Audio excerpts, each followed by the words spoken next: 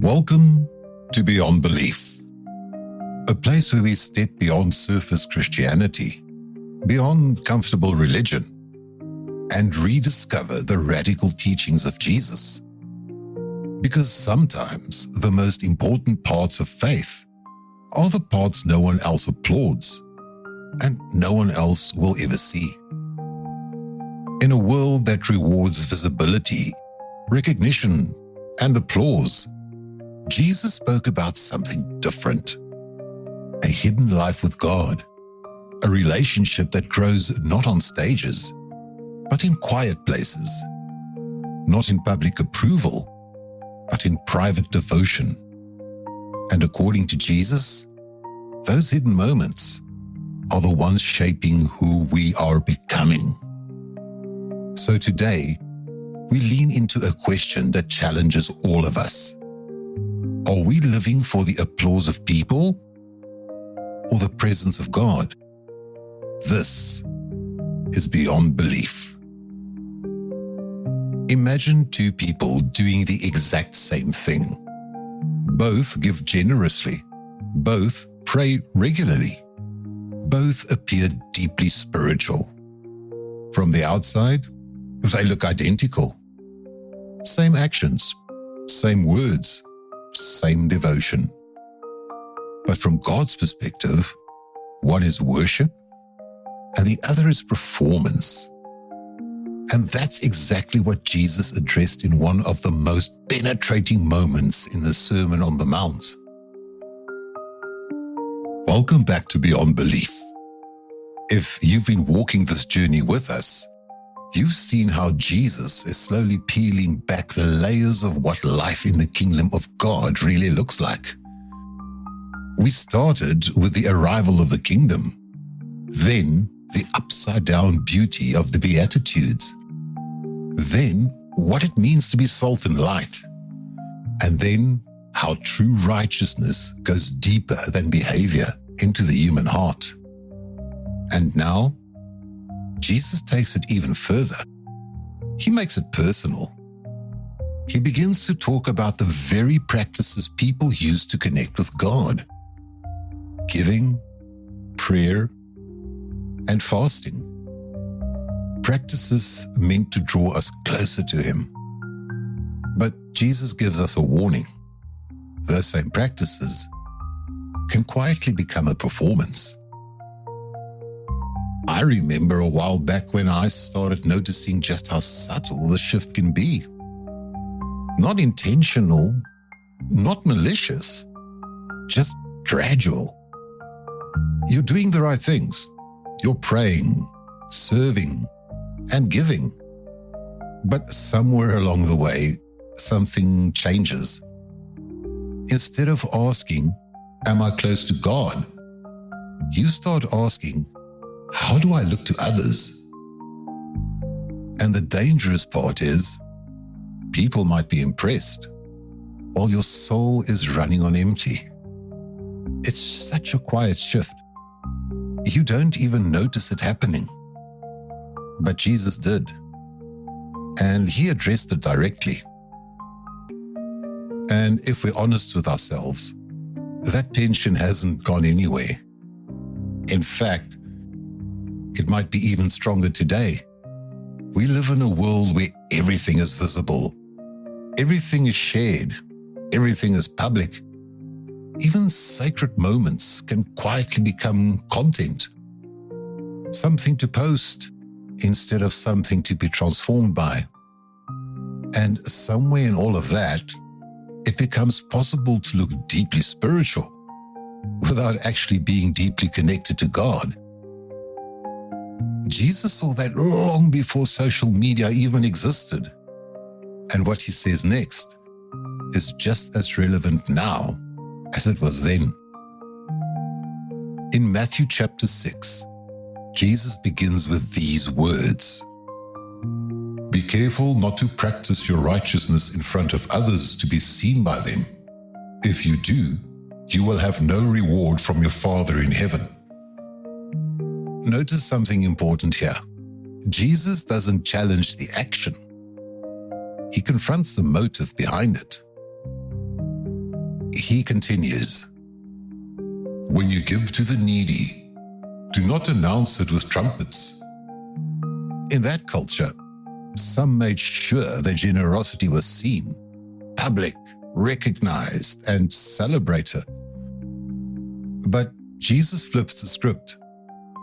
Give quietly. Give privately. Give in a way that doesn't seek attention. Because in the kingdom of God, generosity isn't about reputation. It's about love.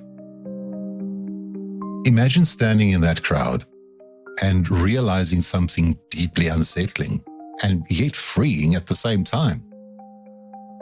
That the quiet act of generosity no one notices may matter more to God than the public act everyone applauds. Because God sees what people cannot. Not just what you do, but why you do it. Then Jesus moves to prayer.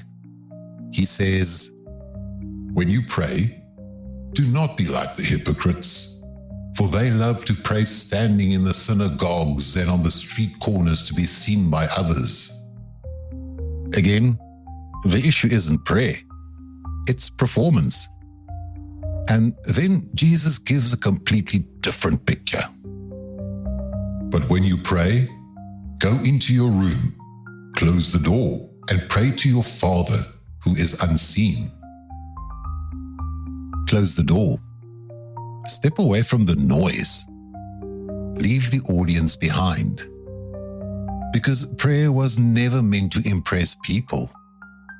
It was meant to connect with God. Picture that moment, alone in a quiet room. No audience, no applause, just you and God. No filters, no performance, just presence. And then Jesus says something incredible. "Your Father who sees what is done in secret will reward you." The God of the universe notices the quiet prayers no one else hears. Then, Jesus offers a model for prayer. "This then is how you should pray." And he begins with two words that change everything. "Our Father." In a world where God was often approached with distance, titles of power, authority, Jesus introduces something radically personal: relationship.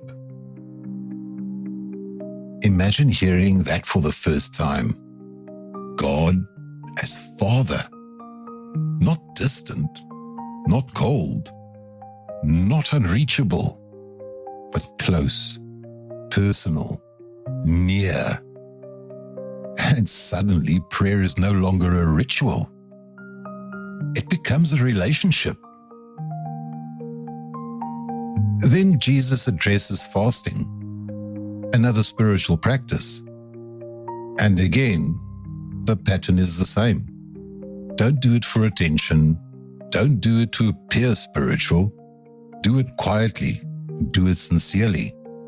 Because real spiritual depth is formed in hidden places. So what does this mean for us? It means your spiritual life is not measured by visibility. It's shaped by what happens when no one is watching. The quiet prayers, the unseen generosity, the private surrender. That's where faith becomes real. And suddenly, Jesus' words take on a deeper meaning. Your Father sees what is done in secret. Think about that. The quiet kindness no one noticed. God saw it. The prayer whispered in the dark. God heard it. The act of generosity no one applauded. God remembers it. Nothing done in love for God is ever wasted. Nothing is unseen, and nothing is forgotten. The deepest spiritual growth is formed in the hidden places. This week, choose a quiet place and close the door. Even if it's just 10 minutes, meet with God without distraction. Speak honestly. Listen quietly. Not for appearance, but for connection.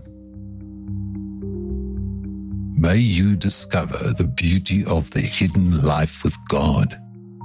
May your private moments become places of deep transformation. And may your relationship with Him grow stronger in the quiet. Thank you for joining me on Beyond Belief. If this episode encouraged you, share it with someone who needs this.